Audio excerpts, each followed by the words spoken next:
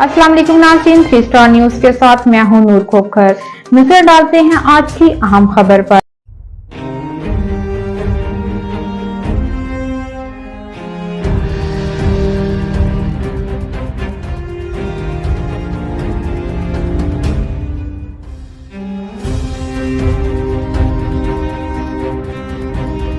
जी नाज़रीन, मैं हूं आपका मेज़बान मोहम्मद अयाज खान। आप देख रहे हैं 3 स्टार न्यूज़। नाज़रीन, इस वक्त हम मौजूद हैं मरकज़ी ऑफिस HRPSJ। आज मैडम इरम के पास एक केस है। जो मैडम इरम जो है सिंध की प्रेसिडेंट हैं HRPSJ से। इनके पास एक लेडीज़ का केस है मुतासरा। क्या मसला है, इनसे पूछते हैं क्या उनकी प्रॉब्लम है। HRPSJ women wing president Sindh Iram Saleem. अस्सलाम वालेकुम वरहमतुल्लाहि वबरकातुहू। बिस्मिल्लाहिर्रहमानिर्रहीम। Iram Saleem, women wing president Sindh HRPSJ। मेरे पास 25 तारीख को इनकी कॉल आती है। ये लेडी का कहना था कि मेरा मालिक मकान के साथ एक छोटा सा झगड़ा हुआ था और उनके बेटे ने इनके साथ बदतमीज़ी की थी और इनके घर गाली गलोच इनके साथ की, इनको मारा पीटा, जिस पे ये वहाँ गई थाने में 15 पे इन्होंने बुलाया, जिस पे उस बेटे ने इनके ऊपर मज़ीद टॉर्चर किया, इन्हें मारा, इनका गिरेबान पकड़ा और फाड़ा, आस्तीन फाड़ी। जी, मुझे 25 तारीख को इनकी कॉल आती है कि HRPSJ की वुमेन विंग प्रेसिडेंट से इरम सलीम और आप के पास एक मैं केस बताना चाह रही हूँ, क्योंकि ये परेशान थी, बहुत रो रही थी और इन्होंने बताया कि मेरे साथ इस तरह हुआ है। इनके कोई माली मकान का केस था जिसमें उनका बच्चा इन्वॉल्व था। उसी दौरान इन्होंने बताया कि इनको जो है इलाके का काउंसलर है अहमद शराज साहब, और जो कि जमात इस्लामी के हैं, उन्होंने इनके साथ ज़्यादती की है, थ्रेट किया है, इनको डरा रहे हैं, धमका रहे हैं। तो फिर हमने इनसे कहा था कि आप हमें एप्लीकेशन दें, तो फिर हम देखते हैं, बात करते हैं।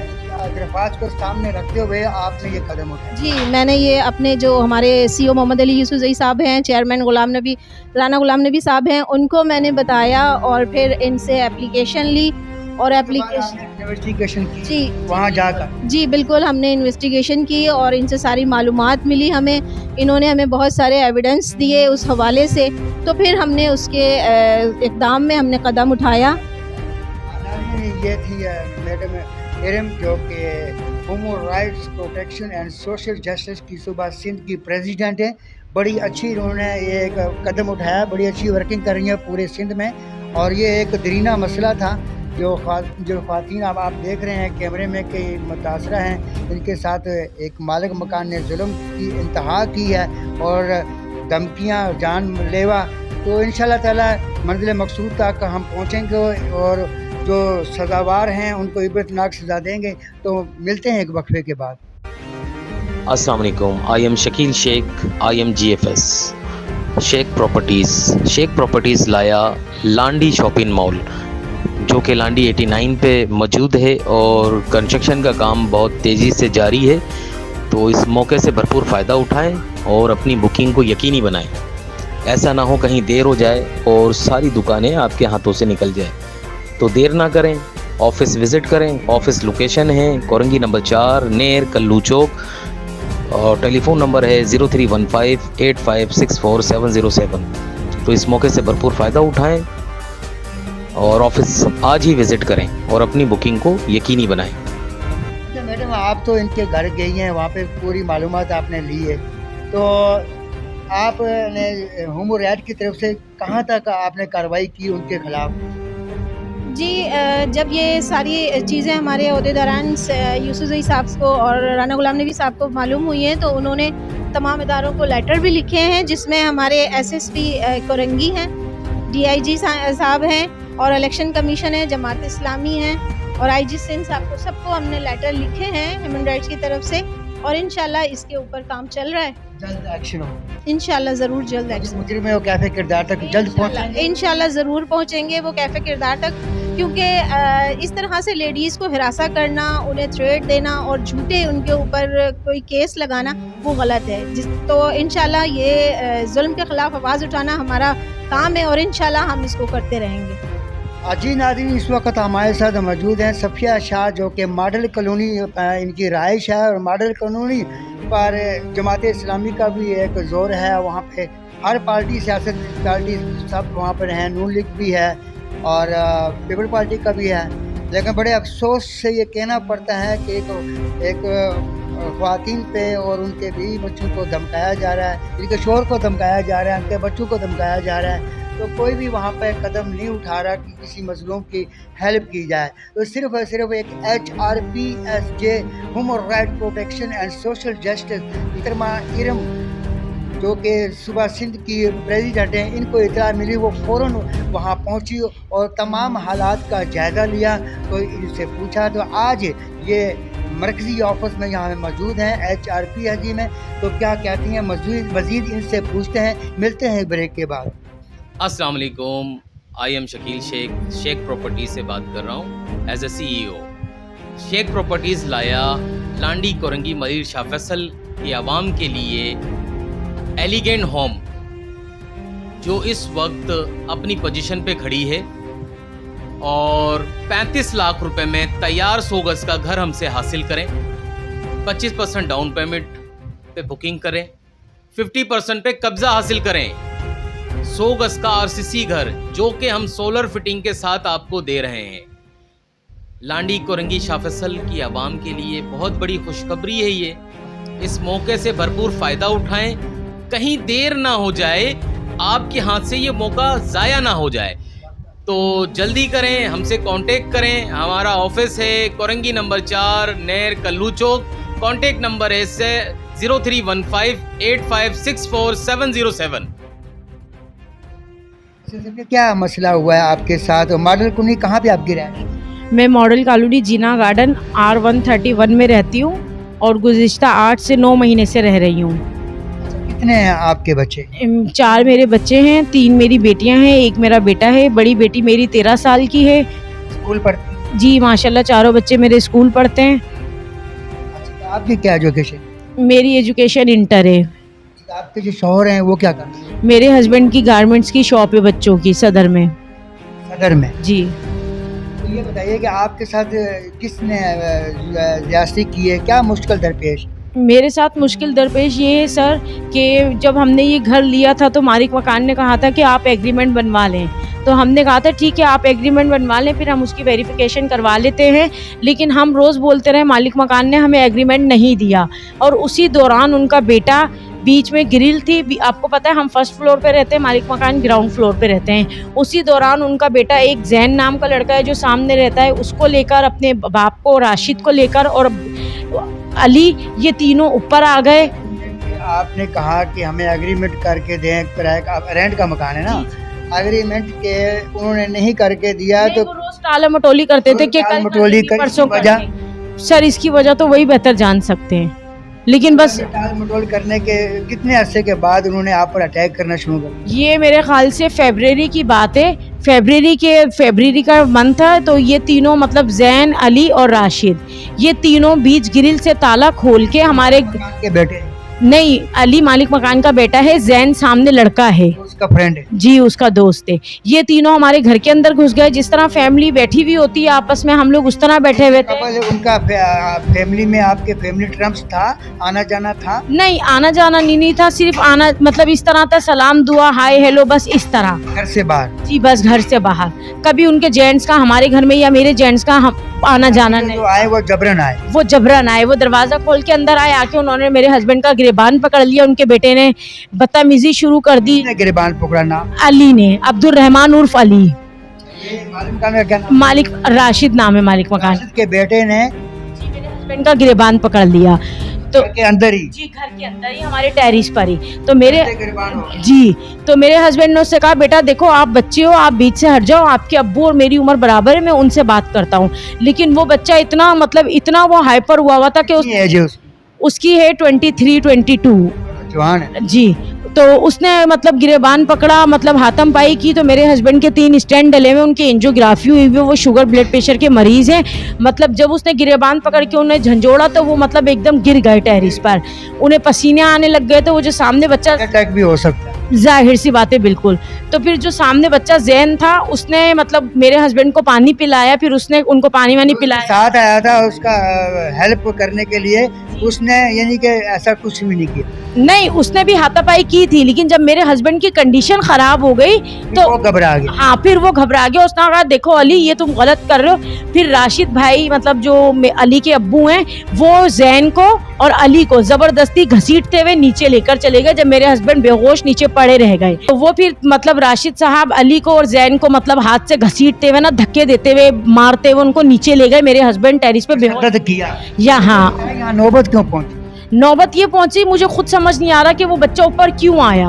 किराए में तो नहीं मिस्टेक थी? नहीं, बिजली और पानी का बिल जितना वो मुझसे मांगते हैं, मैंने आज तक उनसे ना पानी का बिल देखा है ना गैस का बिल देखा है। वो मैं दे देती हूँ, वो जितना मांगते हैं। बिजली का बिल मैं खुद भरती हूँ, सब क्लियर है। होने के बावजूद फिर ये इस किस्म के हथकंडे क्यों?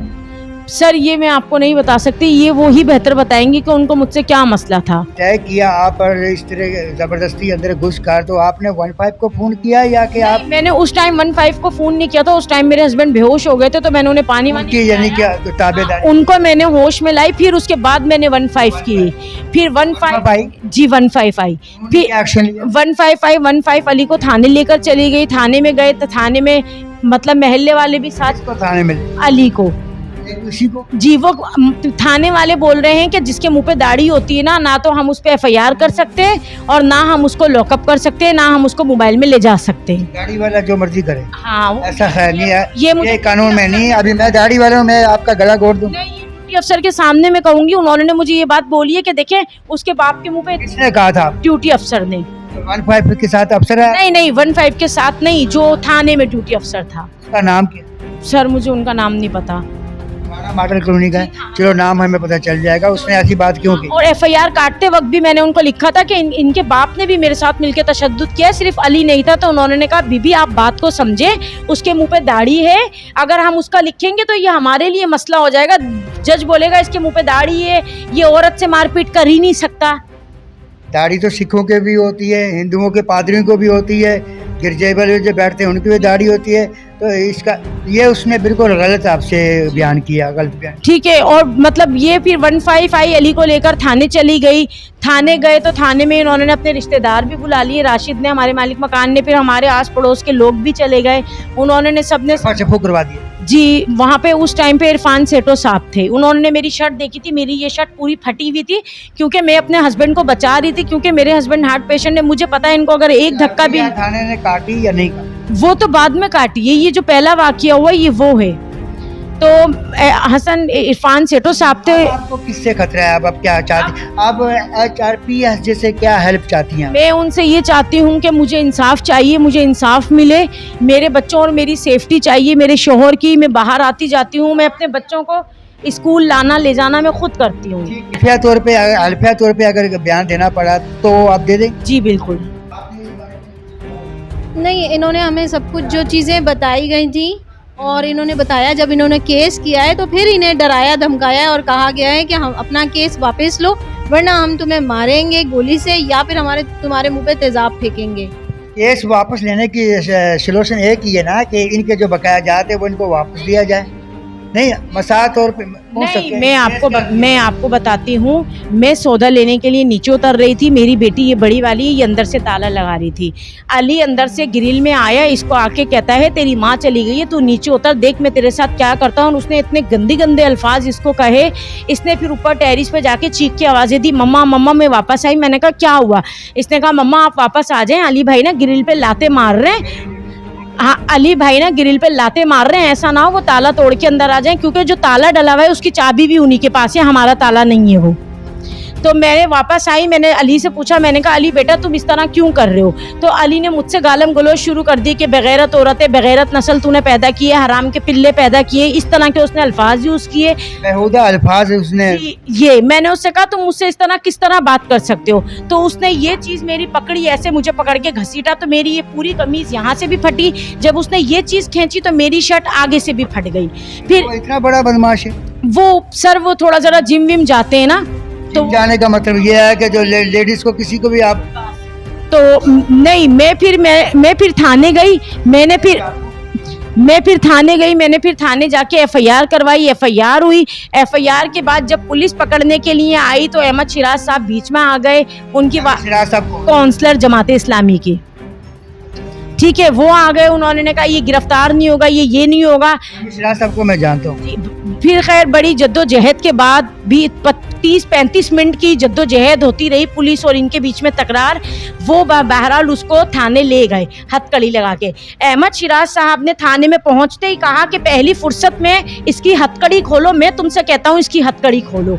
तो ड्यूटी अफसर ने कहा सर देखें इसके ऊपर 354 की एफआईआर है, ये मुलजिम है, तो आप मैं इसकी हथकड़ी नहीं खोल सकता। नहीं खोल सकता। तो उन्होंने कहा जब मैं तुमसे कह रहा हूँ इसकी हथकड़ी खोलो, इसकी हथकड़ी खोलो, और ये कोई मुलजिम नहीं है, ये मियाँ बीवी झूठ बोल रहे हैं, ये झूठी एफआईआर है। ड्यूटी अफसर ने कहा सर देखें एफआईआर झूठी है सच्ची है, ये हमारा काम नहीं है, हम तफ्तीश करेंगे, कोर्ट जाएगा मामला, ये वहाँ क्लियर होगा, वहाँ होगा, मैं इस तरह हथकड़ी नहीं खोल सकता हूँ। मुदैया बैठी हुई है, हमारी भी आप नौकरी का ख्याल करें। उसी के दौरान अहमद शिराज साहब ने मुझे भी डायरेक्टली धमकियां दी। मैं उनकी वीडियो बना रही थी तो उन्होंने अपने लड़कों को बोला इन दोनों मियाँ बीवी के मोबाइल छीन लो और तोड़ दो, ये यहाँ से मोबाइल अपने साबुत लेकर नहीं जाने चाहिए। जमाते इस्लामी वाले इतने हैपर तो नहीं होते, वो भी एक जिम्मेदारी उनके कंधे पे होती है।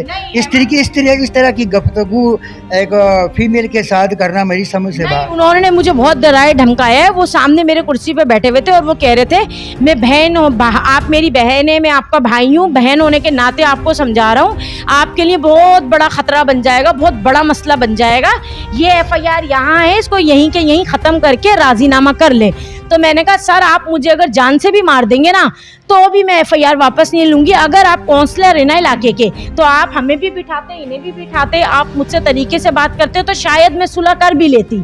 मैंने कहा लेकिन आप 30-35 गुंडे लेके आ गए, वो मेरे शोर से हाथापाई कर रहे हैं, मुझसे हाथापाई कर रहे हैं। मैंने कहा मैं किसी सुबह 4 बजे तक अहमद शिराज साहब ने अली को लॉकअप नहीं करने दिया, ना उसको हथकड़ी लगाने दी।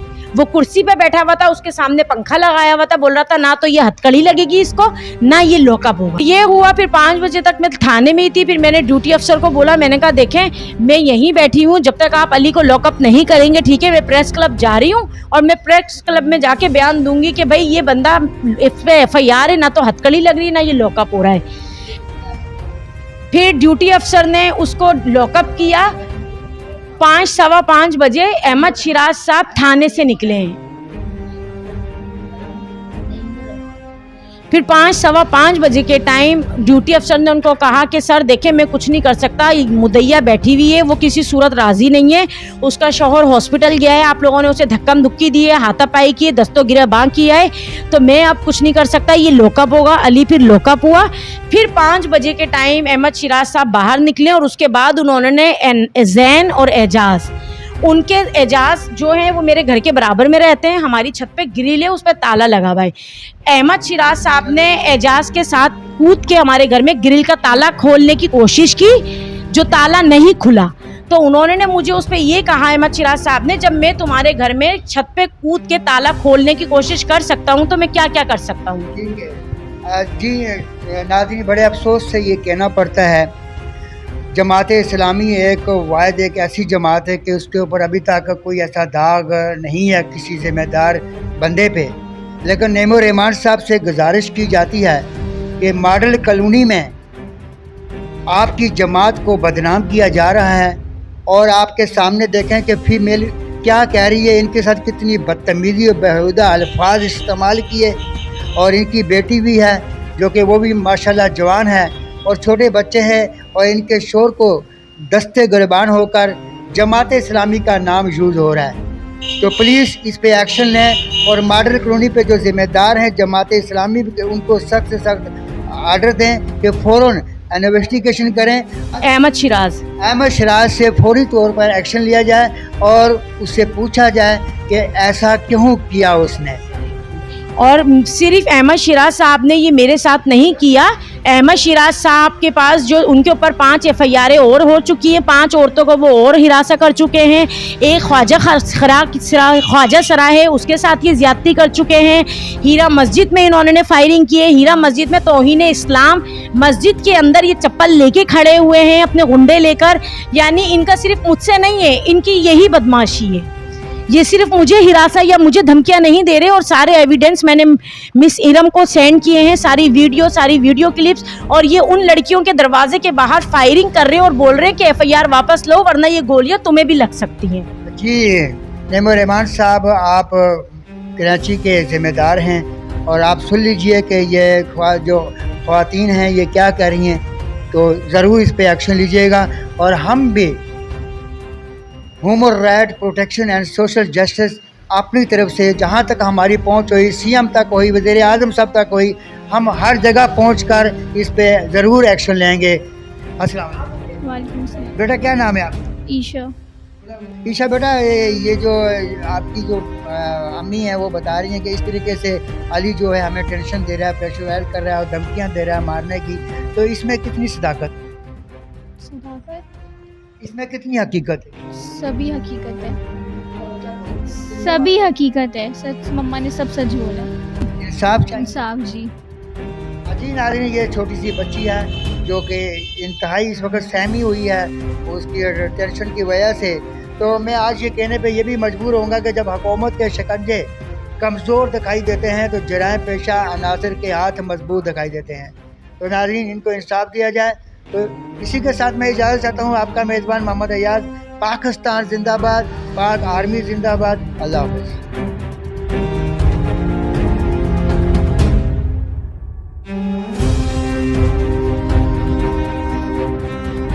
आप देख रहे हैं 3 star news HD। Stay tuned with us. मज़ीद खबरें और अपडेट्स जानने के लिए विजिट करें और सब्सक्राइब करें 3 स्टार न्यूज HD।